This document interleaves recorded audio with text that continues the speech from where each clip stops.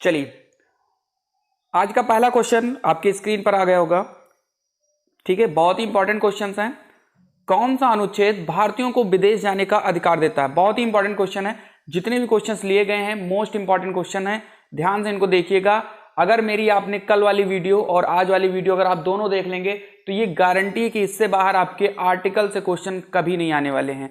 ठीक है, तो जो लोग कल की वीडियो नहीं देखे हैं वो डिस्क्रिप्शन बॉक्स में जाकर उसकी लिंक मिल जाएगी, वो लोग उस वीडियो को जरूर देखें। ठीक है, तो जो ये हम लोगों के 100 क्वेश्चन है, ये 100 क्वेश्चन में से कोई ऐसा क्वेश्चन नहीं है जो कभी एग्जाम में ना आया हो।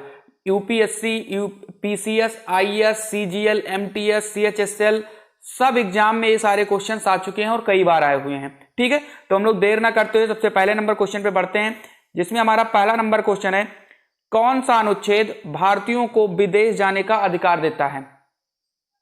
आर्टिकल 19D, आर्टिकल 21, आर्टिकल 24 या आर्टिकल 51A। ठीक है, जहां पर मुझे ऑप्शंस जो है एक्सप्लेन करने की जरूरत होगी मैं एक्सप्लेन करूंगा, नहीं तो हम लोग बढ़ते हुए आगे चलेंगे। चलिए, तो इसका जो पहला आंसर है वो है आर्टिकल 21। जो अनुच्छेद 21 है ये भारतीयों को विदेश जाने का अधिकार देता है। ठीक है, यहां तक क्लियर है। चलिए आगे बढ़ते हैं हम लोग। निम्नलिखित में से कौन सा अनुच्छेद राज्यों को शराब प्रतिबंध लगाने का अधिकार देता है? बहुत ही इंपॉर्टेंट क्वेश्चन है, ध्यान से देखिए इसको। अगर आपको आता है तो बहुत ही अच्छी बात है। चलिए इसका जो राइट आंसर है ये हो जाएगा अनुच्छेद 47। ठीक है, जो 47वां नंबर अनुच्छेद है यही जो है अधिकार देता है राज्यों को कि वो अपने राज्य में शराब पर प्रतिबंध लगा सकता है। आपने देखा है कि कई सारे स्टेट में शराब पर प्रतिबंध लग गया है, तो उन्होंने इसी आर्टिकल का प्रयोग किया था। चलिए हम लोग आगे की तरफ बढ़ते हैं। चलो, इसमें मैं एक चीज और बता देता हूं आपको, जो इसमें आर्टिकल नंबर 40 है, ध्यान से देखिएगा। ये आर्टिकल नंबर 40 जो है ये ग्राम पंचायतों के संगठन से संबंधित है। देखो, हम लोगों ने कल की क्लास में बहुत ही अच्छे से ये सारी चीजें पढ़ ली है। ठीक है, चलिए अगर हम बात करते हैं आर्टिकल नंबर 44 की, तो जो आर्टिकल नंबर 44 है ये संबंधित है नागरिकों के लिए समान नागरिक संहिता, ये इससे संबंधित है। और जो आपका 48 है ये कृषि और पशुपालन से संबंधित है। ठीक है, यानी जो चार ऑप्शन मैंने चारों बता दिए, ये ग्राम पंचायत से संबंधित था। आर्टिकल 44 जो है नागरिकों के लिए समान नागरिक संहिता से संबंधित है। 48 जो है वो कृषि और पशुपालन से संबंधित है। और 47 जो है ये राज्यों को शराब पर प्रतिबंध लगाने का अधिकार देता है। देखो, जहां पर ही मुझे एक्सप्लेन करने की जरूरत होगी मैं वही करूंगा, आपका टाइम नहीं लूंगा, क्योंकि इंपॉर्टेंट है। यहां से 4 क्वेश्चन क्लियर हो सकते हैं। अगर आप ध्यान से लिख रहे हो तो 4 क्वेश्चन यहां से बन सकते हैं। ठीक है, चलिए आगे बढ़ते हैं। संसद की सदस्यता हेतु योग्यता किस अनुच्छेद से संबंधित है? इंपॉर्टेंट है, यहां पर भी मैं आपको सारे ऑप्शंस क्लियर कर दूंगा, ध्यान से देखिए। देखो, अगर हम बात करें संसद की सदस्यता हेतु योग्यता, तो जो आर्टिकल नंबर 80 है ये संबंधित है राज्यसभा से। ठीक है, किससे संबंधित है? ये संबंधित है आपका राज्यसभा से। अगर हम बात करें 81, ये संबंधित है आपका लोकसभा से।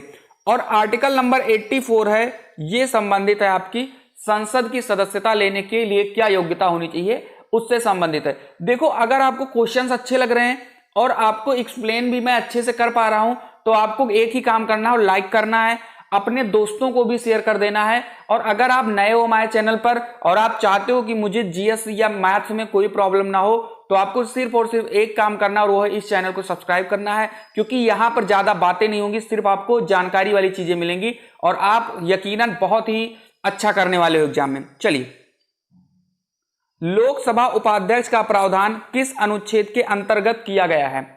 बताइए, आर्टिकल 89, आर्टिकल 93, आर्टिकल 94 या आर्टिकल 95?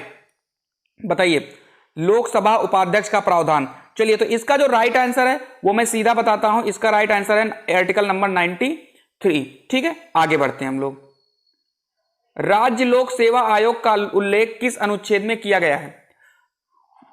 बताइए, राज्य लोक सेवा आयोग जो आपका ये क्या होता है? लोक सेवा आयोग, जैसे आपका यूपी पीसीएस हो गया, ये सारी चीजें जो होती है ना, तो ये राज्य लोक सेवा आयोग जो आती है ये आपकी संबंधित है आर्टिकल नंबर 315 से। यहां तक क्लियर है? चलिए आगे बढ़ते हैं हम लोग। निम्नलिखित में से कौन सा अनुच्छेद बंधुआ मजदूरी पर प्रतिबंध लगाता है? बताइए। चलिए, तो इसका जो राइट आंसर हो जाएगा वो हो जाएगा 23। देखो हमने बताया था आपको, देखो जो अनुच्छेद 19 ये तो बोलने का अधिकार देता है, ठीक है, जैसे प्रेस की स्वतंत्रता वगैरह है। आर्टिकल 32 है, ये आपको संविधान की आत्मा कहा जाता है इसको, ठीक है, या संवैधानिक उपचारों का अधिकार भी इसको कहा जाता है, फंडामेंटल राइट्स में आता था, अब तो शायद हटा दिया गया है। चलिए, नहीं सॉरी, अभी ये हटाया नहीं गया, ठीक है। चलिए, तो अगर हम बात करते हैं किसकी, आगे की तरफ अगर हम बढ़े, आर्टिकल नंबर 24, अगर हम आर्टिकल नंबर 24 की बात करें, चलिए, तो ये आपका किससे संबंधित है, ये संबंधित है बंधुआ मजदूरी पर प्रतिबंध लगाने से संबंधित है। यहां तक क्लियर है आपका। और जो आपका आर्टिकल नंबर 23 है, ये आपका किससे संबंधित है, ये संबंधित है, बताइए, सभी को क्लियर होना चाहिए ये चीज यहां तक।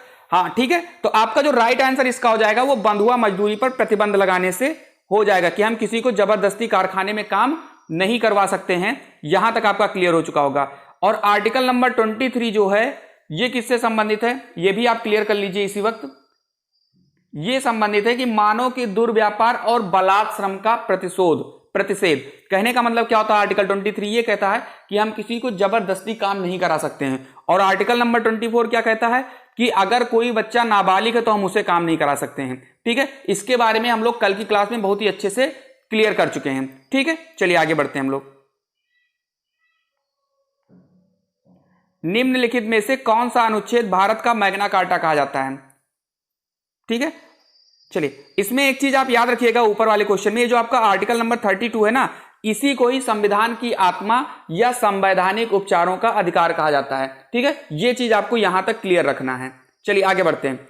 निम्नलिखित में से कौन सा अनुच्छेद भारत का मैग्ना कार्टा कहा जाता है, बताइए। सबको पता है कि जो आपका क्या होता है, फंडामेंटल राइट होती है, इसी को ही हम लोग भारत का मैग्ना कार्टा कहते हैं। यानी 12 से 35 तक ही अनुच्छेद में ये चीज संबंधित है।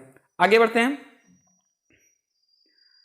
कौन सा मौलिक अधिकार केवल भारतीयों के लिए उपलब्ध है, इंपॉर्टेंट है ये क्वेश्चन, बहुत बार एग्जाम में आया है कि आपके जितने भी मौलिक अधिकार हैं उसमें से कौन से मौलिक अधिकार हैं जो सिर्फ और सिर्फ भारतीयों को है, यानी विदेशियों को ये अधिकार नहीं दिया गया है कि वो इसका वहन कर सकें। चलिए, तो इसका जो राइट आंसर हो जाएगा वो हो जाएगा आर्टिकल नंबर 15, ठीक है। इसमें मैं आपको थोड़ा सा और एक्सप्लेन करूंगा। इतने आर्टिकल्स हैं, सॉरी इतने फंडामेंटल राइट्स हैं, 15, 16, 19, 29 और 30, ये आर्टिकल आपके 5 जो हैं ये सिर्फ और सिर्फ भारतीयों के पास ही हैं, यानी और किसी को इसका अधिकार करने की अनुमति नहीं है, ठीक है। चलिए हम लोग आगे बढ़ते हैं। पर्यावरण की सुरक्षा एवं सुधार किस अनुच्छेद में शामिल है, बताइए। अभी अभी हम लोगों ने इसको एक्सप्लेन किया है अच्छे से। चलिए, इसका जो राइट आंसर हो जाएगा वो हो जाएगा 48A। बाकी हमने समझा ही दिया था, ये आपके ग्राम पंचायत से संबंधित है। 44 जो आपका था नागरिकों के लिए समान संहिता से संबंधित है, और 48 आपका पशुपालन और कृषि के संगठन से संबंधित है, ठीक है। आगे बढ़ते हैं। कौन सा अनुच्छेद राष्ट्रपति की योग्यता से संबंधित है, इंपॉर्टेंट है, बहुत इंपॉर्टेंट है, बताइए। तो बात करते हैं, अगर हम योग्यता की अगर बात करें कि राष्ट्रपति की योग्यता किससे संबंधित है, ये आपका है 58 से। इसका राइट आंसर हो जाएगा 58। और बाकी के जो दो ऑप्शन है, 52 कहता है कि भारत में एक राष्ट्रपति होगा, 58 कहता है योग्यता होगा। जो आपका 56 है, चलिए अगर हम बात करें 60 की, अगर हम आर्टिकल 60 की बात करें तो ये आपका संबंधित है ओथ से, शपथ से, यानी राष्ट्रपति शपथ लेगा यहां पर। तो 3 चीजें आपको यहां तक क्लियर हो गई, यानी 3 क्वेश्चन यहां से बन सकते हैं। 58 योग्यता, 52 बाद में राष्ट्रपति होगा, और 60 उसका शपथ से, ठीक है। यहां तक क्लियर है। बाकी ये जो 56 है इसको मैं एक्सप्लेन इसलिए नहीं कर रहा हूं क्योंकि आगे इस पर क्वेश्चन है। चलिए, लोकसभा एवं राज्यसभा के संयुक्त अधिवेशन के विषय में प्रावधान किस अनुच्छेद में दिया गया है, चलिए।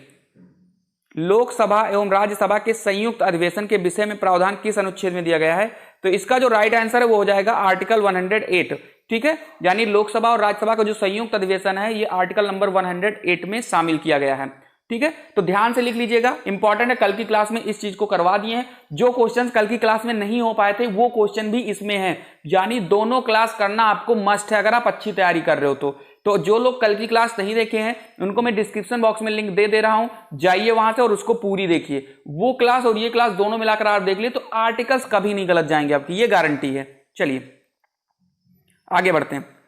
संविधान के किस अनुच्छेद में धन विधेयक की परिभाषा दी गई है? चलिए, तो इसका जो राइट आंसर हो जाएगा, धन विधेयक की परिभाषा की अगर बात करेंगे तो आर्टिकल नंबर 110 इसमें दिया गया है धन विधेयक के बारे में।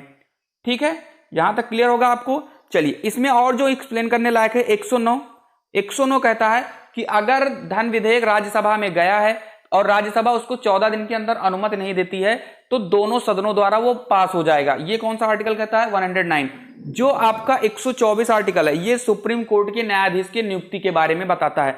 यानी 3 चीजें यहां से क्लियर हो जा रही हैं आपकी। आगे बढ़ते हैं। सर्वोच्च न्यायालय अपने द्वारा सुनाए गए किसी निर्णय या आदेश का पुनरावलोकन कर सकता है। यह व्यवस्था संविधान के किस अनुच्छेद में उपबंधित है? ठीक है, यानी जो आपका सुप्रीम कोर्ट है ये अपने फैसले को फिर से पुनरावलोकन के लिए देख सकता है कि चलो मैं पुनरावलोकन इसका कर लेता हूं। तो ये किस आर्टिकल के तहत है बताइए? चलिए, इसका जो राइट आंसर हो जाएगा वो हो जाएगा 137। यहां तक क्लियर है? चलिए, मुझे उम्मीद है आपका क्लियर हो जाएगा। आगे बढ़ते हैं। संविधान के किस अनुच्छेद के अंतर्गत अधीनस्थ न्यायालय, ठीक है, जिला न्यायालय का प्रावधान किया गया है? बताइए, अधीनस्थ न्यायालय या जिला न्यायालय किस आर्टिकल के अंतर्गत आते हैं? चलिए, इसका जो राइट आंसर हो जाएगा वो हो जाएगा 233। ठीक है, 233 इसका राइट आंसर होगा, याद रखिएगा। ठीक है, 233 अनुच्छेद के अंतर्गत आपके जो डिस्ट्रिक्ट कोर्ट होते हैं ये आते हैं। आगे बढ़ते हैं। संविधान का अनुच्छेद 312 किससे संबंधित है? बताइए। देखो, आपको क्वेश्चन देखकर लग रहा होगा कि क्वेश्चन लेवल में है, और यकीन मानो यही क्वेश्चंस आज के डेट में कंपटीशन में आते हैं। छोटे क्वेश्चंस आर्टिकल से अब नहीं आते हैं। ठीक है, यानी ये इंपॉर्टेंट है, इन्हीं को अगर आप पढ़ लोगे अच्छे से तो आपका क्लियर हो जाएगा सारी चीजें। ठीक है, चलिए, थोड़ा बोर मत होइएगा, थोड़े काम की चीज है। ठीक है, चलिए आगे बढ़ते हैं।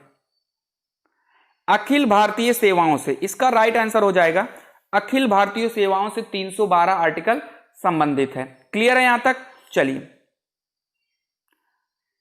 संघ लोक सेवा आयोग के कार्यों का उल्लेख किस अनुच्छेद के अंतर्गत किया गया है?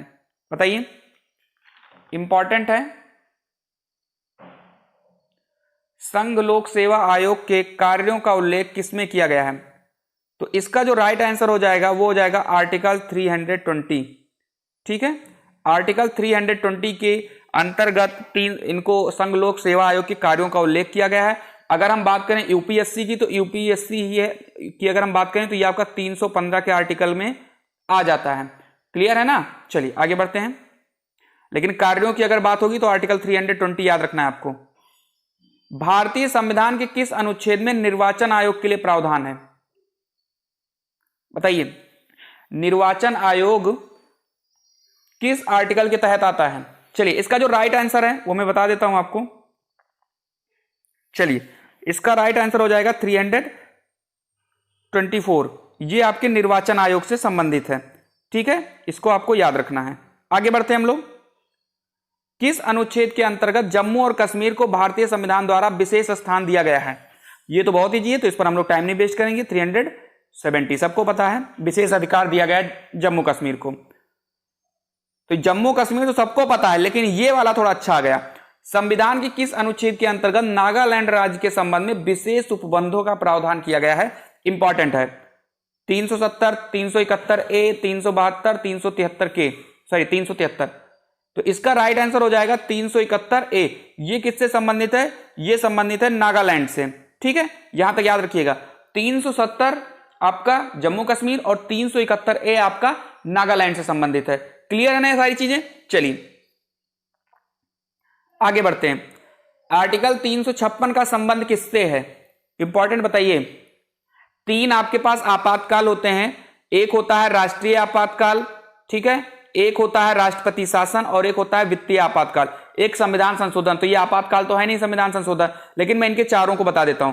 जो आपका राष्ट्रीय आपात है ये आपका आता है 300, एक सेकेंड, ये आपका आता है 352 आर्टिकल में, राष्ट्रपति शासन आता है 356 में, और वित्तीय आपातकाल आता है 360 में, और संविधान संशोधन होता है 368 में। तो देखो नंबर आप क्वेश्चन भले ही कम हो सकते हैं, लेकिन अगर आप मेरी एक्सप्लेन को भी देखोगे ना तो बहुत ही ज्यादा क्वेश्चंस आपके कवर हो जाएंगे। जैसे इसी एक क्वेश्चन से 4 क्वेश्चन निकल के सामने आ चुके हैं आपके, तो आप इनको अच्छे से लिख लीजिए। वित्तीय आपातकाल 360, राष्ट्रीय आपातकाल 352, राष्ट्रपति शासन 356 और संविधान संशोधन 368। देखो अगर आपको क्वेश्चंस अच्छे लग रहे हैं, एक्सप्लेनेशन अच्छी लग रही है, तो प्लीज आप अपना फर्ज अदा करिए, आप जरूर लाइक करिए, अपने दोस्तों को जरूर शेयर करिए, ठीक है। तभी मैं आपके लिए अच्छे से अच्छा क्वेश्चन लेकर आ पाऊंगा, ठीक है। जब तक आप मुझे मोटिवेट नहीं करोगे तब तक कुछ मजा नहीं आएगा। जैसे आप ही पढ़ाई कर रहे हो, अगर आपको कोई कहे यार तुम बिल्कुल पढ़ते नहीं, यार तुम एकदम निकम्मे हो गए, तो आप पढ़ाई करना बंद कर दोगे। इसीलिए अगर आप मुझे मोटिवेट करते रहोगे तो मैं आपके लिए बेहतरीन से क्वेश्चन लेकर आऊंगा, चाहे मुझे एक क्लास बनाने के लिए मुझे कितनी भी मेहनत क्यों ना करनी पड़े, मैं कर लूंगा। बस आप लाइक कर दीजिए, अपने दोस्तों को शेयर करिए, ज्यादा से ज्यादा लोगों को तक ये अपनी वीडियो को पहुंचाइए, ठीक है। तो हम लोग अपने आगे की तरफ बढ़ते हैं क्वेश्चन में। बस आप लोग थोड़ा सा लाइक शेयर जरूर कर दिया करिए, थोड़ा अच्छा लगता है। भारतीय संविधान का कौन सा अनुच्छेद राष्ट्रपति के पद के लिए पुनः निर्वाचन की योग्यताएं निर्धारित करता है? ठीक है, यानी हमने अभी अभी आपको बताया था सारी चीजें कि जो 52 होता है 52 के तहत क्या होता है कि भारत में एक राष्ट्रपति होगा, 52 के तहत भारत में एक राष्ट्रपति होगा। उसके बाद हम लोगों ने बात किया 54 यानी राष्ट्रपति के चुनाव से संबंधित है, ठीक है, ये राष्ट्रपति होगा भारत में, ये राष्ट्रपति के चुनाव से संबंधित है। उसके बाद में आपका 55 जो है ये चुनाव की पद्धति से संबंधित है कि किस टाइप का चुनाव होगा। और आर्टिकल नंबर जो आपका 57 दिया गया है ये पुनः निर्वाचित करने के लिए दिया गया है। तो इसका राइट आंसर क्या हो जाएगा? ऑप्शन नंबर डी हो जाएगा 57, कि इसी के तहत हम लोग राष्ट्रपति को दोबारा चुनने के लिए जो उनके अधिकार होते हैं वो इसमें आ जाते हैं। आगे बढ़ते हैं। भारतीय संविधान के किस अनुच्छेद के अंतर्गत भाषण एवं अभिव्यक्ति की स्वतंत्रता के अधिकार की गारंटी दी गई है? चलिए, आर्टिकल 19, आर्टिकल 20, आर्टिकल 21 या आर्टिकल 22 बताइए। ठीक है, तो बोलने की स्वतंत्रता या भाषण की स्वतंत्रता ये आपके आर्टिकल नंबर 19 में संबंधित है, इसको आपको याद रखना है, ठीक है, इंपॉर्टेंट है, याद रखिएगा इसको। क्लियर है? यहां तक हम लोग आगे बढ़ते हैं। चलिए, बाकी आपकी अगर हम बात करें इसमें तो 19 से 22 आपका स्वतंत्रता का अधिकार से संबंधित हो जाता है। यानी ये जितने भी आपके ऑप्शन लिखे हुए हैं 19 to 22, 19 से 22 तक, ये सब स्वतंत्रता के अधिकार से संबंधित हैं, ठीक है। चलिए, तो कहां है हम लोगों का क्वेश्चन? Question number 23। अगर हम बात करें इसकी तो भारतीय संविधान के किस अनुच्छेद में प्रेस की स्वतंत्रता दी गई है? वही चीज, बोलने की स्वतंत्रता, प्रेस की स्वतंत्रता, तो इसमें हम ज्यादा टाइम नहीं लेंगे, इसका जो राइट आंसर है वो हो जाएगा 19A। क्लियर है? यहां तक आगे बढ़ते हैं हम लोग। मौलिक अधिकार के अंतर्गत कौन सा अनुच्छेद बच्चों के शोषण से संबंधित है? बताइए, इंपॉर्टेंट क्वेश्चन है। चलिए, इसका जो राइट आंसर हो जाएगा वो हो जाएगा आर्टिकल नंबर 24, ठीक है। आर्टिकल नंबर 24 जो है ये बच्चों के, यानी कि जैसे आप हमने इसमें कहा कि 24 और 23 में मेन कंफ्यूजन होता है। तो 23 में क्या होता है कि अगर मान लो कोई लड़का बालिग है, यानी वो 18 साल के ऊपर है, सॉरी 14 साल के ऊपर है अगर वो बच्चा, ठीक है, तो उसको आप जबरदस्ती किसी कारखाने में काम नहीं करा सकते हो कि हम जबरदस्ती पकड़ ले जाएंगे कि बच्चा बालिग है, कोई दिक्कत नहीं है, ये 23 रोक देता है। अगर हम 24 की बात करेंगे तो 24 में यह कहा गया है कि बच्चा बालिग हो, सॉरी अगर बच्चा बालिग नहीं है यानी 14 साल से कम है वो, और वो चाहता है कि मैं आपके कारखाने में काम करूं, यानी वो आप जबरदस्ती नहीं कर रहे हो उसके साथ, वो चाहता है मैं काम करूं, लेकिन आप उसे काम पर नहीं रख सकते हैं। क्यों नहीं रख सकते हैं? क्योंकि वो 14 साल से कम है। यहां पर 14 साल से ज्यादा की बात हुई है और यहां पर 14 साल से कम की बात हुई है। क्लियर है? यहां तक आगे बढ़ते हैं। भारतीय संविधान के किस अनुच्छेद में अल्पसंख्यकों के हितों के संरक्षण से संबंधित है? बहुत ही इंपॉर्टेंट क्वेश्चन है ये, बहुत बार एग्जाम में आया है। चलिए, इसका जो राइट आंसर हो जाएगा वो हो जाएगा आर्टिकल नंबर 29। आर्टिकल 29 संबंधित है अल्पसंख्यकों के हितों के संरक्षण के लिए। चलिए, यहां तक क्लियर है? चलिए आगे बढ़ते हैं।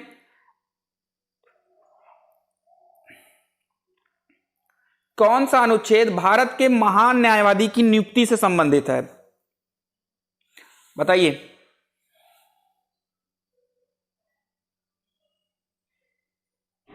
चलिए इसका जो राइट आंसर हो जाएगा वो हो जाएगा आर्टिकल नंबर 76। अगर आपको आंसर पता रहा करे तो आप तुरंत कमेंट में टाइप कर दिया करो, ठीक है। चलिए कौन सा अनुच्छेद भारत के महान न्यायवादी की नियुक्ति है? तो आपका 76 हो जाएगा। क्लियर है यहां तक? चलिए हम लोग आगे की तरफ बढ़ते हैं। चलिए हम लोग अगले क्वेश्चन की तरफ बढ़ते हैं। इसमें आप एक चीज और याद रखिएगा।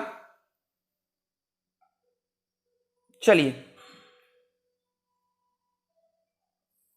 इसमें एक चीज आपको याद रखना है। आर्टिकल 72 कहता है कि जो राष्ट्रपति होता है ये क्षमादान दे सकता है। आपने देखा होगा राष्ट्रपति फांसी रुकवा देता है, वो इसी आर्टिकल के तहत। तो 72 और 76 दो याद रखना है। 72 में राष्ट्रपति क्षमादान कर सकता है और 76 में महान न्यायाधीश की नियुक्ति से संबंधित है। हम लोग आगे की तरफ बढ़ते हैं। कौन सा अनुच्छेद संसद के 2 अधिवेशनों के बीच 6 माह के अंतराल की अनिवार्यता का वर्णन करता है? इंपॉर्टेंट है। चलिए तो अगर हम बात करें तो इसका जो राइट आंसर हो जाएगा वो हो जाएगा 85, ठीक है। अनुच्छेद नंबर 85 जो है ये संबंधित है कि 6 माह से ज्यादा का अंतर ना हो। अगर हम बात करें किसकी, 76 की, तो हमने अभी अभी बात किया, महान न्यायवादी से संबंधित है। आर्टिकल 108 जो है ये संसद के दोनों सदनों की जो संयुक्त बैठक होती है उससे संबंधित है, ठीक है। बाकी आपने 85 देख ही लिया, ये संबंधित है किससे कि 2 सदनों के बीच यानी संसद के 2 अधिवेशनों के बीच 6 माह से ज्यादा का अंतर नहीं होना चाहिए। क्लियर है यहां तक? आगे बढ़ते हैं। संविधान के किस अनुच्छेद के द्वारा संसद की संयुक्त बैठक का प्रावधान किया गया? अभी अभी हम लोगों ने जस्ट बात किया है तो इसमें हम समय नहीं लेंगे। आर्टिकल 108। 109 क्या है? हमने अभी स्टार्टिंग में ही बता दिया है आपको कि राज्यसभा 14 दिन तक अगर धन विधेयक पर कोई रिस्पांस नहीं देता है तो ये अपने दोनों सदनों से पास माना जाएगा। 110 क्या कहता है? धन विधेयक की परिभाषा देता है, ठीक है। यहां तक आपके क्लियर हो चुके होंगे, ठीक है। चलिए आगे बढ़ते हैं हम लोग। संविधान के किस, देखो कुछ ऑप्शन है जो मैं नहीं क्लियर करता हूं, जैसे मैंने इसमें ये नहीं बताया 112, तो आप परेशान ना हो, उस पर क्वेश्चंस हैं आगे, वो आपका क्लियर हो जाएगा। संविधान के किस अनुच्छेद के अंतर्गत राष्ट्रपति अध्यादेश जारी कर सकता है? बताइए। बहुत ही अच्छा क्वेश्चन है, बहुत अच्छा क्वेश्चन है। तो इसमें एक चीज आप याद रखिएगा, इसके चारों ऑप्शन में बता देता हूं आपको। 123 है जिसमें राष्ट्रपति अध्यादेश जारी कर सकता है, 213 है जिसमें राज्यपाल अध्यादेश जारी कर सकता है, 124 जो है ये सुप्रीम कोर्ट के न्यायाधीश से संबंधित है, और 108 जो है संसद सदनों के जो आपके संयुक्त अधिवेशन होते हैं उनसे संबंधित है। चारों ऑप्शन आपके क्लियर हो चुके हैं यहां पर। क्लियर है? आगे बढ़ते हैं। पसंद आ रहा है तो लाइक करिए, शेयर करिए, सब्सक्राइब करिए, खूब धड़क के शेयर करिए। पूरा समझ लीजिए, जितने भी फ्रेंड है, जितने भी ग्रुप है आपके व्हाट्सएप में, जितने भी फेसबुक पे फ्रेंड है आपके, सब पर शेयर करिए अगर आपको पसंद आ रहा है तो। चलिए आगे बढ़ते हैं। राष्ट्रपति सर्वोच्च न्यायालय से संविधान के किस अनुच्छेद के अंतर्गत परामर्श ले सकता है? इंपॉर्टेंट क्वेश्चन, बताइए। चलिए तो अगर हम बात करें तो इसका जो राइट आंसर हो जाएगा वो हो जाएगा 143। अनुच्छेद 143 के तहत ही जो राष्ट्रपति होता है ये सर्वोच्च न्यायालय से परामर्श ले सकता है किसी भी बारे में, ठीक है। चलिए आगे बढ़ते हैं। भारतीय संविधान के किस अनुच्छेद के अंतर्गत वित्त आयोग का गठन किया गया है? चलिए इसका राइट आंसर हो जाएगा 280, यानी 280 अनुच्छेद के तहत वित्त आयोग का गठन किया गया है। आगे बढ़ते हैं हम लोग। जहां एक्सप्लेन करने की जरूरत है वहीं पर हम करेंगे, आपका ज्यादा समय नहीं लेंगे। चलिए, संविधान के किस अनुच्छेद द्वारा संघ और राज्यों के लिए लोक सेवा आयोग का प्रावधान किया गया है? बताइए। चलिए, तो अभी अभी हम लोगों ने बात किया था यूपीएससी की, तो यूपीएससी किसमें है? 315 में है, ठीक है, याद रखिए आप लोग इसको। चलिए आगे बढ़ते हैं हम लोग। भारतीय संविधान के किस अनुच्छेद में बताया गया है कि संपत्ति का अधिकार कानून अधिकार है या कानूनी अधिकार है? बताइए। चलिए, इसका जो राइट आंसर हो जाएगा वो आपका हो जाएगा 300 का। बाकी आपको 76 पता है, महान्यायवादी से संबंधित, 280 भी आपको पता है, ठीक है, वित्त आयोग से संबंधित है, यानी ये सारी चीजें आपको क्लियर है पहले से ही। 34, भारतीय संविधान के किस अनुच्छेद में अनुसूचित जनजातियों के लिए एक राष्ट्रीय आयोग का प्रावधान है? बताइए। चलिए क्लियर करते हैं हम लोग। तो इसका जो राइट आंसर हो जाएगा वो हो जाएगा 338 का 338 का। ठीक है, आगे बढ़ते हैं। का या ए जो भी आप लिख लो, 338A आपका इससे संबंधित है। हम लोग आगे बढ़ते हैं। आर्टिकल 360 का संबंध किससे है? बताइए। तो ये क्वेश्चन अभी हम लोग थोड़ी देर पहले देख चुके हैं, लेकिन वो संबंधित था 356 से। ये क्वेश्चन 360 से क्लियर हम लोग कर चुके हैं। 352 राष्ट्रीय आपातकाल, 356 राष्ट्रपति शासन, 360 वित्तीय आपातकाल और संविधान संशोधन 368। यहां तक क्लियर है? चलिए, तो मुझे उम्मीद है कि आपको क्वेश्चन बहुत ही अच्छे से पसंद आ रहे हैं। अगर पसंद आ रहा है तो आप लाइक करिए, शेयर करिए। और कैसे लगे क्वेश्चंस, क्या आपके लिए हेल्पफुल हो सकते हैं? जो लोग बहुत दिन से तैयारी कर रहे हैं उनको तो लग रहा होगा कि क्वेश्चन में दम है, और जो लोग अभी नए नए हैं उनको लग रहा होगा कि अभी ये क्वेश्चन थोड़ा सा टफ है। लेकिन यकीन मानो, ऐसे ही क्वेश्चन एग्जाम में आते हैं, आपके लिए भी ये बहुत ही बेनिफिशियल होने वाला है। तो यहां तक क्वेश्चन हो चुके हैं। कल की क्लास भी हम लोग किए, बहुत अच्छी क्लास थी, माइंड ब्लोइंग क्लास थी। जो लोग कल की क्लास नहीं देखे हैं वो डिस्क्रिप्शन बॉक्स में लिंक लें और तुरंत देखें, आज ही देखें। टाइम वाइम कुछ नहीं, पहले आप उसको देखिए, पढ़ाई सबसे पहले है। देखिए, ये दोनों क्लासेस अगर आपने नोट डाउन कर लिया या लिख लिया तो यकीन मारो मेरा, या आप इतिहास की कोई भी चीज उठा लो या अपनी पॉलिटी में कोई भी प्रीवियस ईयर उठा लो, इससे बाहर क्वेश्चन नहीं आता है।